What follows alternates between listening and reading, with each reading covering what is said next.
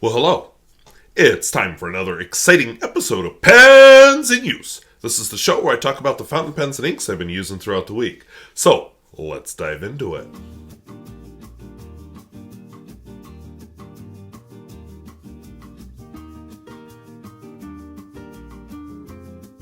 If videos like this interest you, where I talk about fountain pens both new and old and at all price points, I would invite you to subscribe. Okay, I've got a couple of different topics, kind of a serious week. I almost brought out my Ukrainian fountain pen just in protest, but anyway, we won't go there this week. But I will say I had an interesting video I ran into that was about the influences behind the TV show Babylon 5. And I don't know, I just thought, what are some diverse areas that really pollinate the area that you work in? So let us know down in the comments. Let's take a look at some pens. Alright, so these are the pens that I've been using this week. From left to right, we have a Montblanc 232. Sorry, I was just thinking of a comment I had where somebody was 332. Anyways, thinking of a comment somebody had where they were poking fun at how I was pronouncing it, which I'm trying to get it right, but anyway. A Rexpen, which I was told is a Diplomat model. This is a Croatian pen. I have here a Jinhao 100. I have a Montblanc 225, a TWSBI Draco. I have a Pilot Custom 823, a Parker 51, a Visconti Gold Point number 1, and a Lamy Aion. Normally I would do this video in my TWSBI. Oh, I'm sorry. Gosh, it's 8:44. I shouldn't be doing this right now. Normally I would do this in my Cognitive Surplus journal, but I made a discovery this week, so I'm going to zoom out here for a second. Okay, that's as much as I can zoom out. So I keep some paper in my classroom, and I don't know where I found this. It was just sitting in my tray of paper, and I thought, well, that looks really yellow, but I needed some paper, so I opened it up, and it's this brand of binder paper that I've never seen before. Kind of retro. The pages are all kind of yellowed. It's got 5 holes, which I haven't seen in a while. And like I said, I don't know this brand. But it looks kind of retro, so I'm just curious where the heck I picked it up. If it's something that was sitting in the back of the teacher's supply closet for decades, or is it brand new and they're just retro? I don't know. So, what I did is I stole a sheet. I've been writing on it, so I'm going to write down here. But I'm going to use this old paper because it was surprisingly good with fountain pen ink. There's the back side. Now, admittedly, the old binder paper, because I stole a piece of that too. Yes, I stole 2 sheets of paper from my employer. Also is very good. So, well, let's roll with it. So, Pens in Use, February 25th, 2022. My first pen that's going to appear in this is my Montblanc 232. I might have to zoom out a little bit. We'll find out. But anyway, this is a fun little vintage pen that I reviewed this week. Well, first impression. I made it jump the queue. Now, it is a little pen, but it's mighty with a mighty nib. So let's just zoom this out because I already know I'm going to have to. And this gives me an opportunity to try it on, using this pad that's underneath here. So it is a Montblanc 232. Sorry.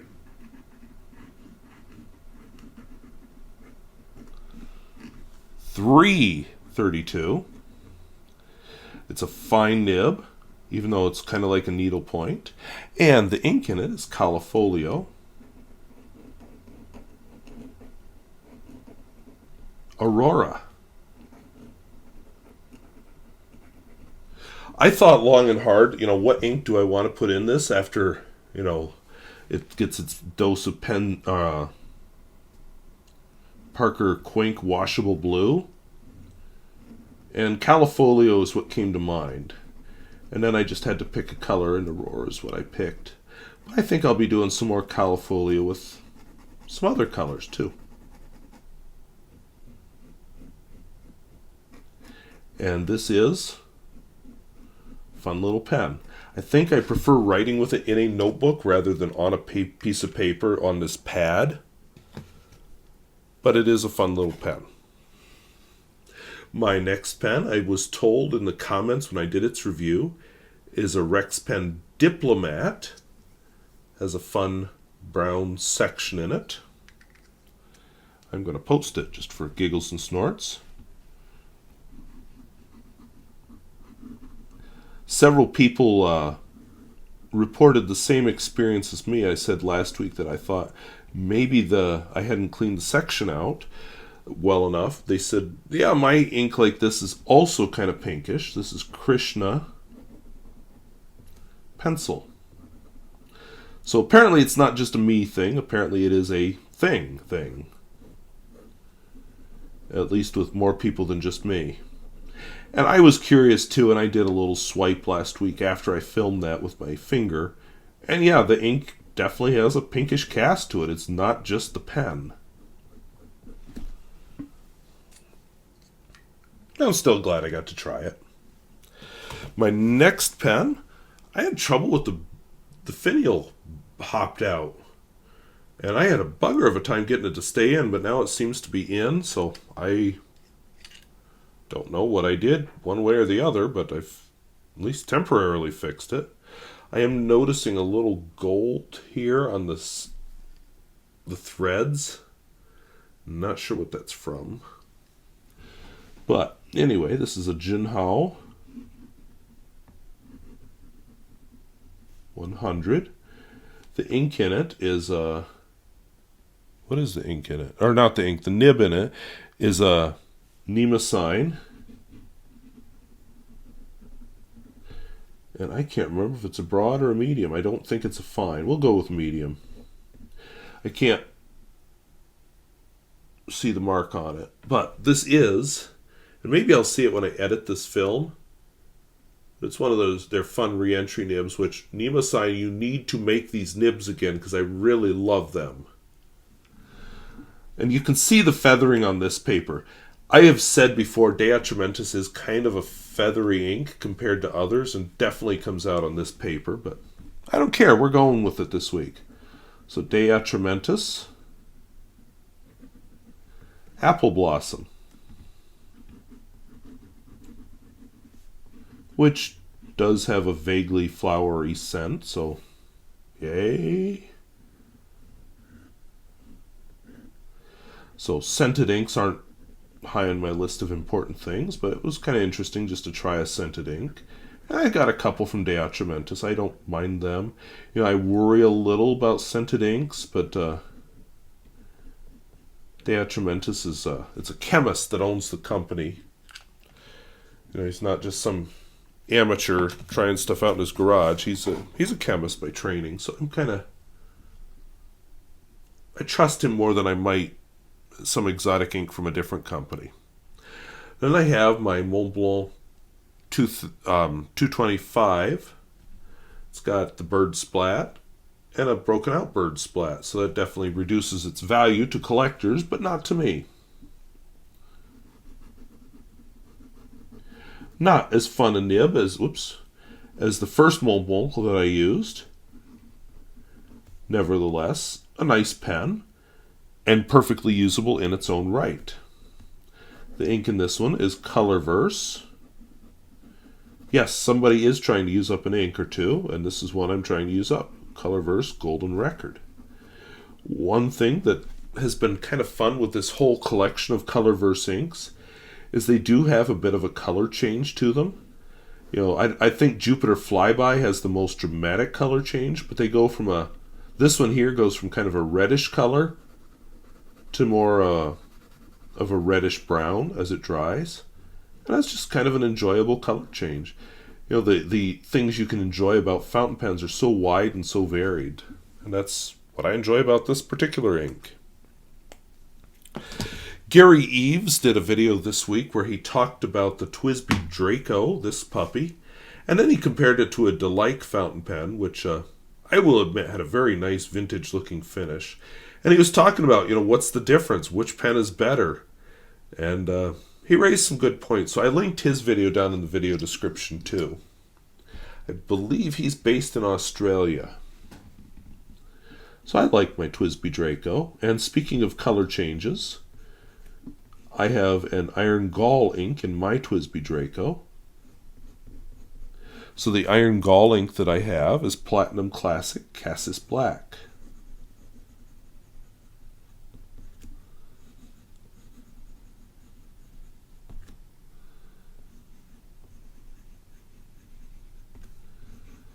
Which goes on as very pink, and then it just darkens over time. I don't quite see the black in it. You read some of the descriptions, you're led to believe that this ink will eventually turn black. Well, I've never seen it. Nevertheless, it is a nice ink, and I think out of all the pens I've ever had this ink in, this might well be my favorite. This pen does a great job showing that ink off. I ran my other Pilot Custom 823 dry this week. This one's still going. I won't say going strong, because I've definitely run a lot of ink out of this one too, because it's just such an enjoyable pen to write with. So this is the Pilot Custom 823. I got an update on the ink that's in it from a viewer who knows. Broad nib, by the way. The ink that's in it is Krishna Writer's Night. And I had made some kind of an offhand comment about the color, and my vision of the ink was a stormy night, with lightning and really dramatic weather. And I said, somebody else might think a writer's night is a cold, snowy night snuggled by the fireplace. And they pointed out that, in the part of India where this ink is made, snowy nights just aren't a thing. And then they rubbed salt in the wound by saying, oh, by the way, it's 77 degrees here. And at the time, I had just posted a photo of my indoor-outdoor thermometer, and it was minus 27 degrees Fahrenheit here. So a difference of, 100 degrees, something like that. Okay, 77, negative 27. I'm tired, I'm sorry. 100 and... This shouldn't be this hard. Okay, this is why I don't film videos at night. I can't believe I'm about to do this. 77. It's going to end in a 4. It's going to be 104. I know it. Minus 27 negative equals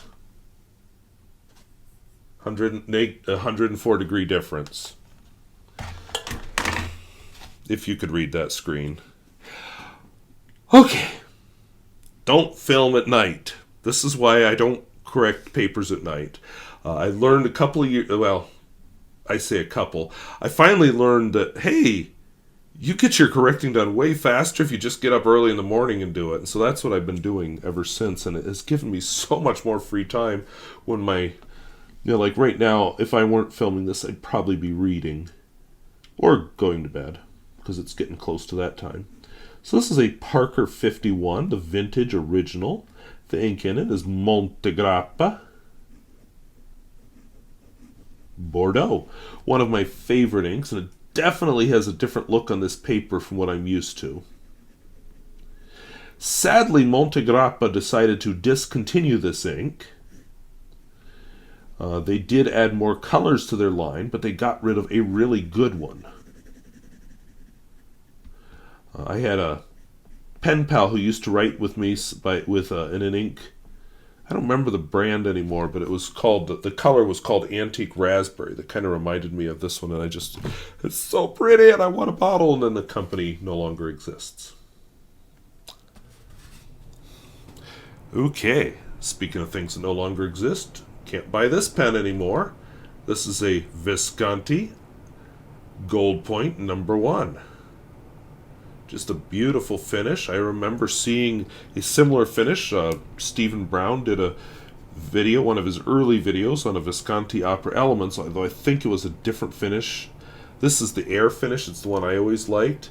I always thought, this is such a pretty pen. And then it had a metal section. So when I saw this with a plastic section, I was like, yeah, I'm gonna do it. Visconti Gold Point.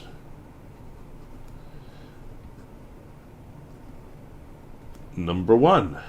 And it's a medium nib. And the ink in it is Colorverse. Probably has the least color change of any of them. Interstellar Space.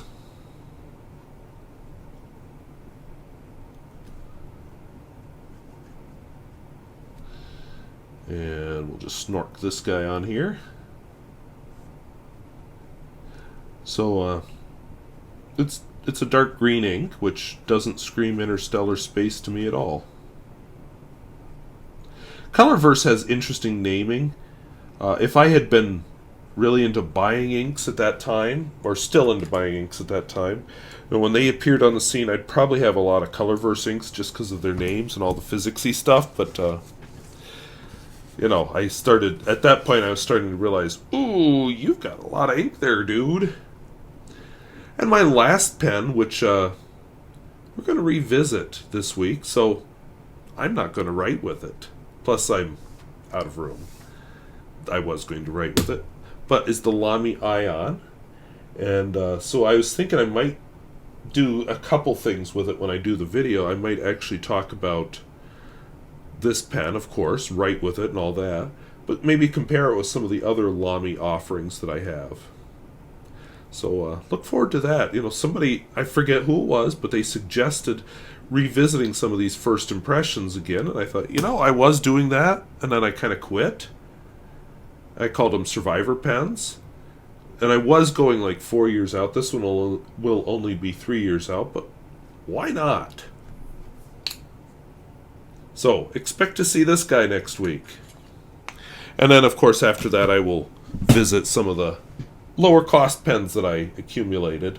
And of course I still have some lovely mysterious vintage pens to come. This is a nice Garant from East Germany. So yeah, just feeling I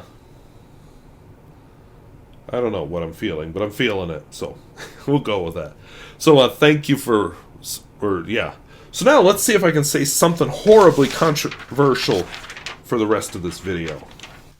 Alright, so those are the pens and inks I've been using this week. It's been a fun week. First off, I just want to mention again the Lamy Aion. The Lamy Aion is going to feature next week. We're going to do a little bit of a retrospective where we re-examine the pen and see what I think of it now after several years.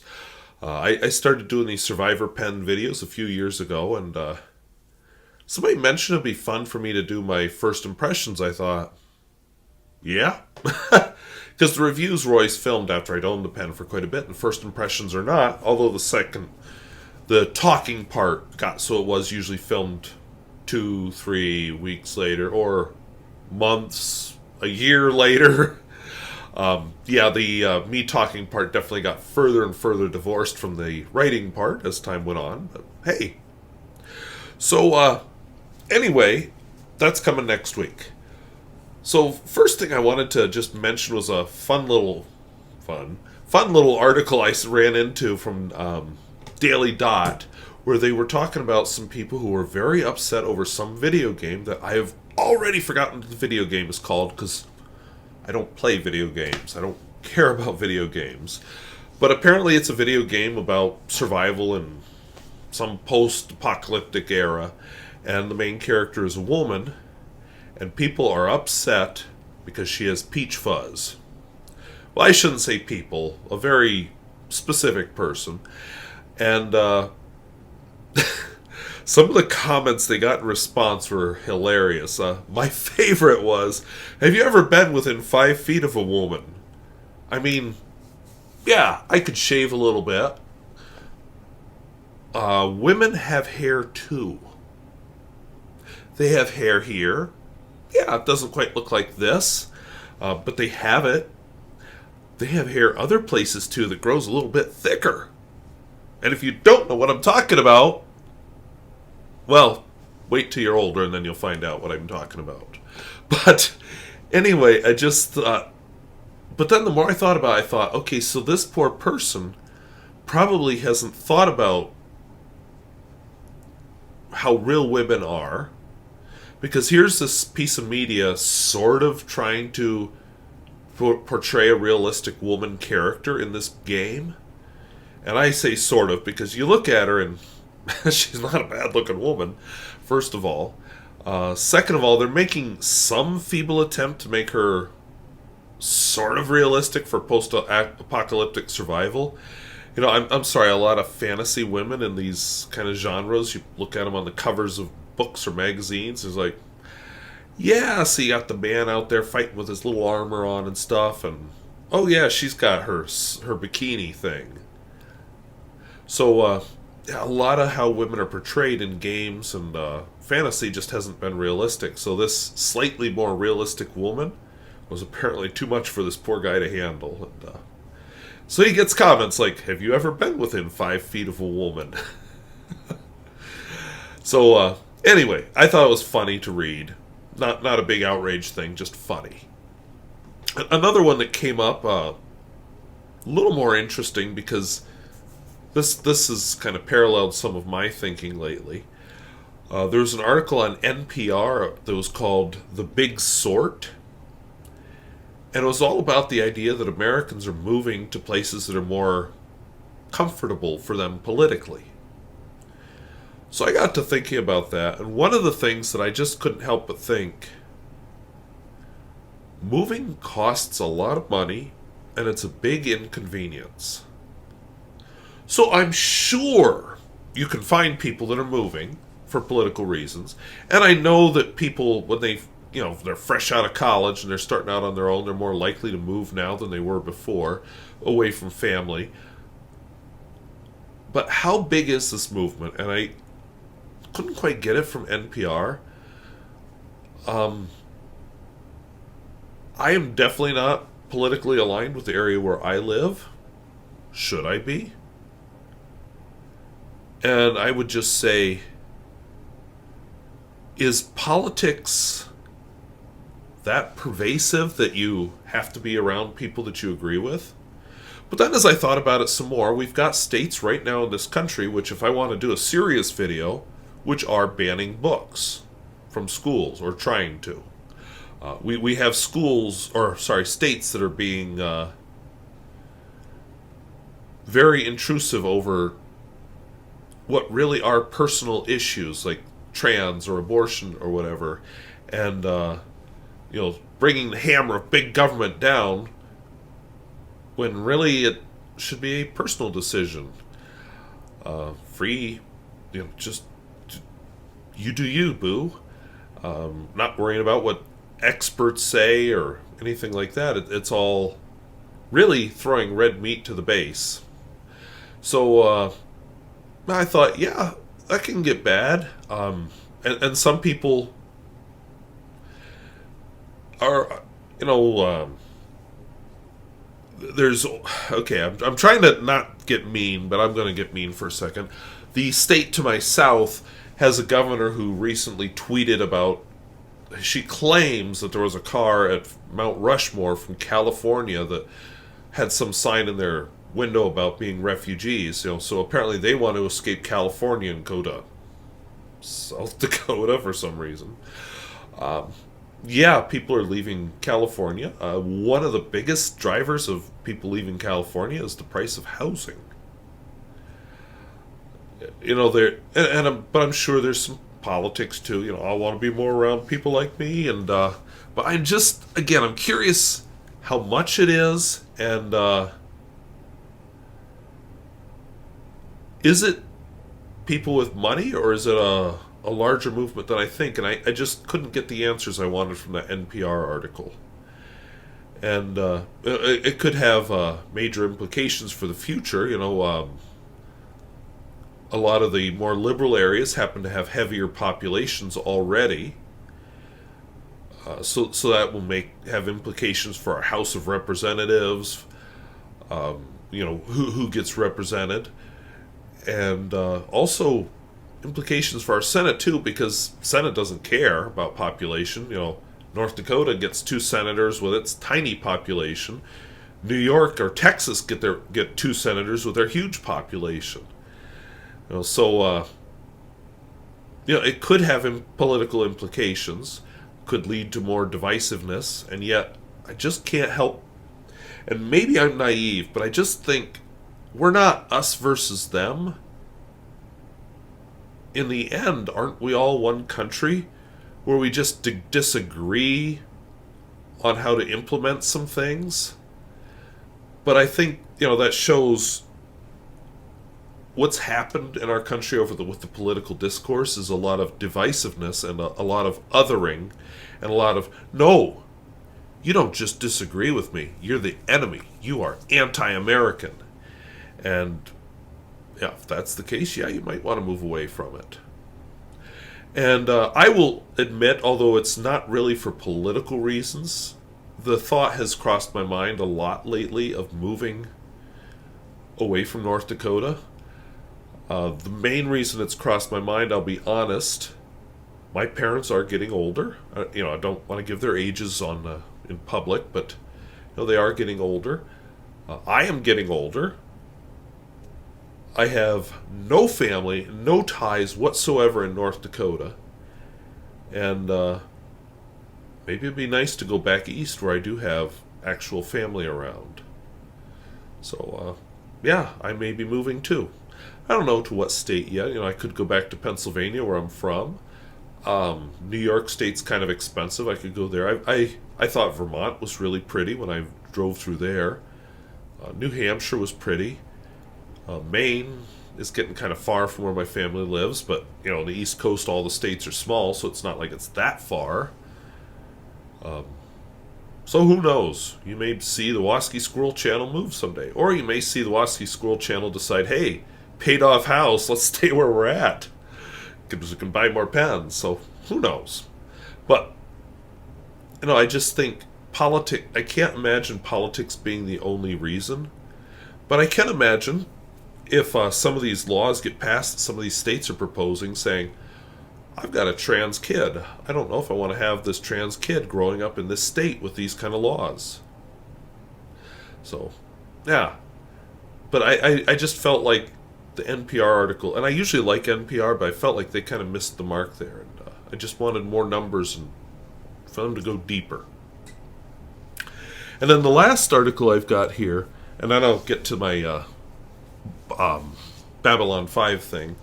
I've got one about radio. This was going to be my big topic till I saw the Babylon 5 thing, but I don't really listen to talk radio. In fact, I don't really own a radio except for the one that's in my car. I went through a spell for a while where I listened to talk radio, but it was a pretty brief spell, even though politically I was a little different then. But when I would listen to talk radio, what frustrated me was how shallow it was, and how a lot of it was just yelling, or, when they would have call-ins to the radio host, it would all be, oh, you're so awesome, I totally agree with everything you say. And the rare time you'd get some disagreement, they just get shouted down, and it wasn't really a informed discussion. And then, of course, it was a whole bunch of entertainment, repetition, and just nothing deep. So I couldn't take talk radio. And, but anyway, so there's a radio host who's been in the news. This is a guy I've never listened to, because I don't do talk radio anymore, but this guy named Joe Rogan, who, they dug up the most infuriating conversation he had. And, we can't all be winners. Sometimes you get duds, sometimes you're like, oh, shouldn't have done that. But I just whoa, seriously, dude. So it was over the stupidest thing, too. It was a show that he was apparently had talked about some new kind of ape or monkey or something had been discovered. And he got a woman who called in. She was a primatologist. Now, talk radio, he does not know that she's a primatologist. So, he's got that one small piece in his defense. But she barely got to tell him, no, this is wrong. This has been debunked. And he blew up at her and he called her stupid. He insulted her. He shouted over her. And as the kicker at the very end, he made an insulting specific reference to the genitalia between her legs. And by the way, she was right, whether she really was a primatologist or not, side point. And he was wrong. And I just thought, yeah, that's the very worst of what I always hated about the talk radio. So, yeah, don't miss that at all. I just, and that's part of why, if I stay in a motel room, I've tried doing the cable news. I've tried several of the different cable news stations. I don't watch it here at home because I don't have it available. I don't pay for cable or anything like that. So don't ask me if I'm a Fox or CNN or whatever the others are fan, because I'm not. I don't listen to them. I read The Economist. I do NPR. Couple different news websites I occasionally look at, but it's kind of nice not being all wrapped up in politics all the time, too, which is what a lot of them seem to want to focus on. Oh, you won't believe the latest thing Trump's tweeted. Who cares? He tweeted something stupid again. That's what he does. Even a lot of his supporters agree with that. So, that's so much of that news stuff is just superficial and doesn't matter or doesn't affect your life. So why get worked up about it? So I kind of like taking that more relaxed approach to it. But anyway, the Joe Rogan thing, just like, yeah, this is why I hate talk radio. Because it was bad. Bad. And I saw red in that woman's behalf while listening to that. So if you want to see red, go ahead and listen to that piece. The last thing I wanted to bring up on a more cheerful note, I really like the TV show Babylon 5. Now again, I don't have cable. I don't have satellite. So what I watch is very curated. I choose what to watch. I choose what to put on YouTube. If I want to watch some kind of entertainment, I choose what to put on. I don't just well, there's nothing else on, let's put on the boob tube and see what's going on. I don't do that. I don't have to. I choose what to watch. And if there's a night like tonight, for example, I may watch nothing. I might read. But there are shows I like that I've discovered, mainly because I read about them and said, oh, that sounds really interesting. I'm going to try it. And Babylon 5 is one of those shows. Now, I will say, with Babylon 5, there is some, not just some, there is a lot of god-awful acting. The special effects are extremely dated, and yet, it's a very engrossing show with a very long, well-thought-out storyline. The creators of that show thought things out from beginning to end. They have things happening that, boom, 3 seasons later, you're like, oh, wow, now that makes sense. So it's not a show where you can just, it's not one of those shows where you can be like, well, Captain Kirk's on a new planet this week. I wonder what green-skinned baby's going to bang this week. You got to pay attention to it. A few standalone episodes, but even so, on a lot of them, you're like, oh, that would have been nice to pay attention to 3 seasons ago. So even those have little details that you're like, oh. And by the way, speaking of Trek, Ensign Chekhov makes an appearance in Babylon 5 as a villain. But not a one-dimensional villain, although he does come across pretty horrifying at first. He's a little bit more two-dimensional. He's kind of interesting. But anyway, very interesting show, ensemble cast and all that.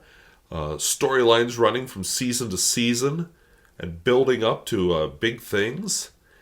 And, it just kind of gives me chills. I was thinking all of a sudden this week about like I said, I thought about having my senator president that's from the Ukraine as one of my pens this week, as a little statement and maybe say something about the Ukraine situation. But I really have nothing useful to say, so I'm not going to.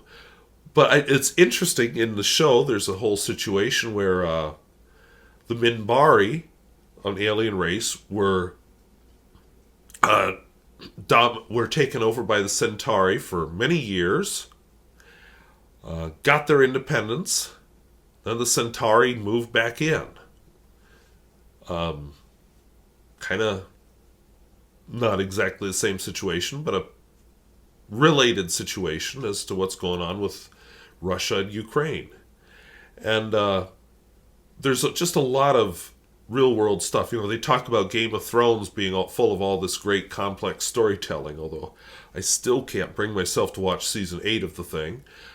But it's not the first. And Babylon 5 had it. And if you go back further, this video, and I'm only going to mention one thing here because I don't want to take away Rowan Coleman's thunder. You want to see the whole thing, watch his video. I put the link down the video description.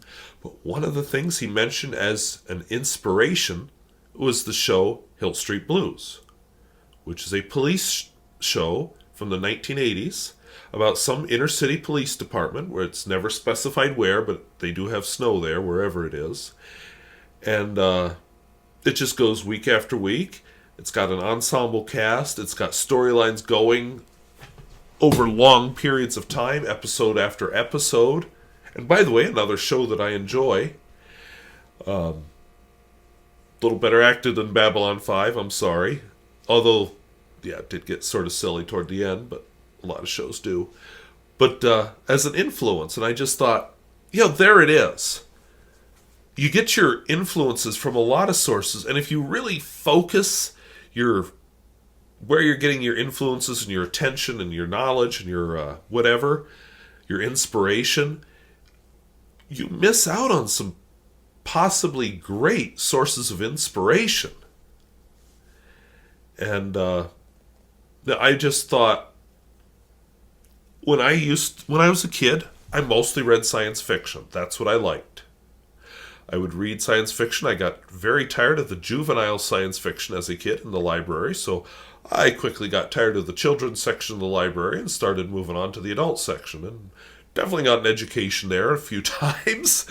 I remember the awkward moment when I was reading, not science fiction, Patriot Games by Tom Clancy, and we'll keep this family friendly, but the terrorist in the thing is put in jail for a little while, and he gets physically attacked by some of the male prisoners who are upset that he was trying to assassinate the queen. And they sexually assault him, but the book used a specific word to describe the sexual assault by the male prisoners on this male terrorist. And I just remember not even thinking, because I just couldn't get what was going on. So I just asked out loud, my mother was there, what does this word mean? And she kind of, I don't know. So I looked it up and learned of a physical act that had just never occurred to me before. So, I definitely got an education sometimes from reading these books, but, more importantly, the fact that I was reading Patriot Games, I read some James Bond stuff, Robert Ludlum. I've definitely branched out a lot from science fiction. Nowadays, I'm all over the place, as you can see from my book reviews, which I'm very behind on, by the way. But from my book reviews, you can see I'm very eclectic. And I think that's good. We all want to specialize, in some ways, because specialization gives you a chance to really focus on your niche. But at the same time, generalization really helps you inform that specialty. So, fun fact, and then I promise, because I realize I've been talking for 23 minutes here. When I started teaching in fall of 1999, I taught in a little town called Westhope. I was the science teacher, grades 7 through 12. And I had a math class. Obviously a small school. My degree is in physics. To To say I was underprepared is definitely an understatement.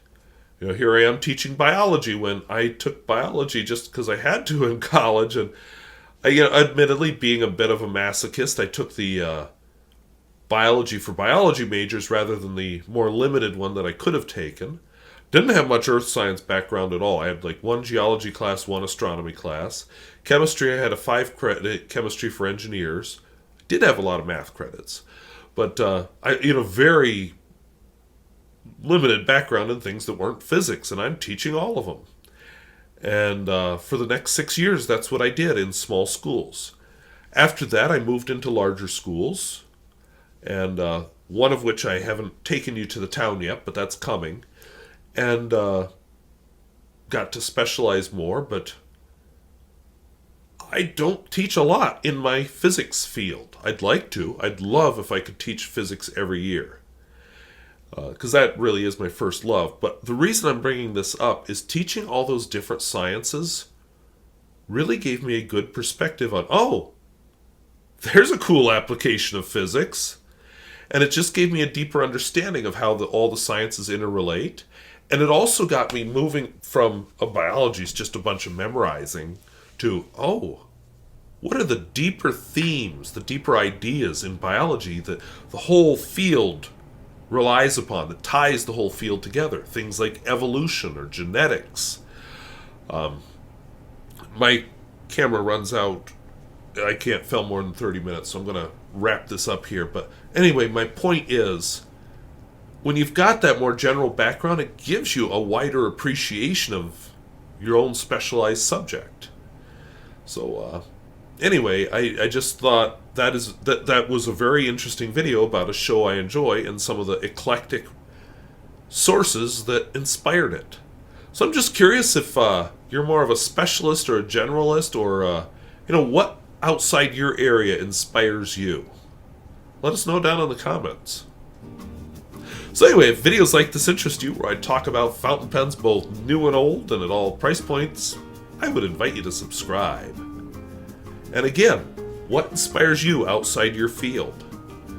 What eclectic interests have really helped you? So let us know down in the comments. So I want to thank you for watching, and we'll talk to you later. Bye-bye.